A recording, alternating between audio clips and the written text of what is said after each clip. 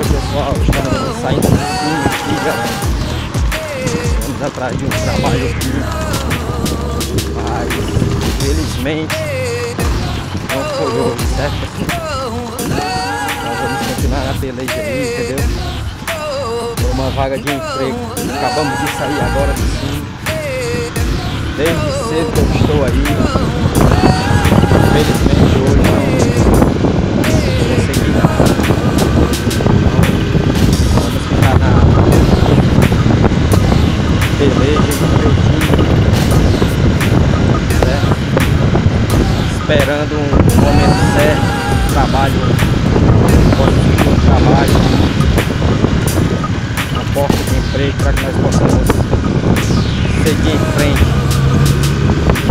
Então, quero mandar um abraço aí para todos vocês que estão olhando o vídeo, que Deus possa abençoá-los, todos os que estão visualizando esse vídeo, que Deus possa abençoá-los, Deus possa cuidar de vocês, todas as pessoas que aceitam e creem nesse Jesus, amém?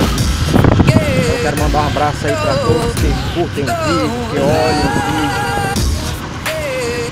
E é isso aí, estamos aqui na busca. Não faça isso não, meu patrão. Não faça isso não.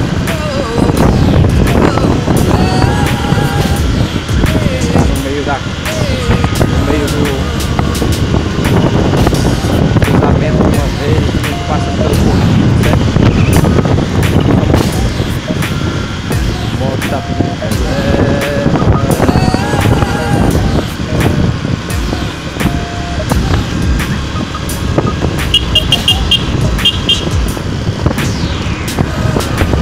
É isso aí, não vamos desanimar, não vamos baixar a cabeça, mas vamos seguir em frente,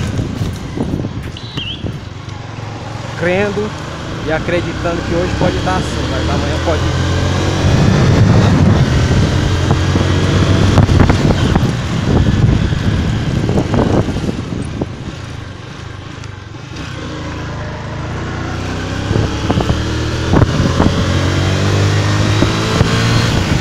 Mas acreditando que amanhã pode ser melhor do que hoje. E é isso aí.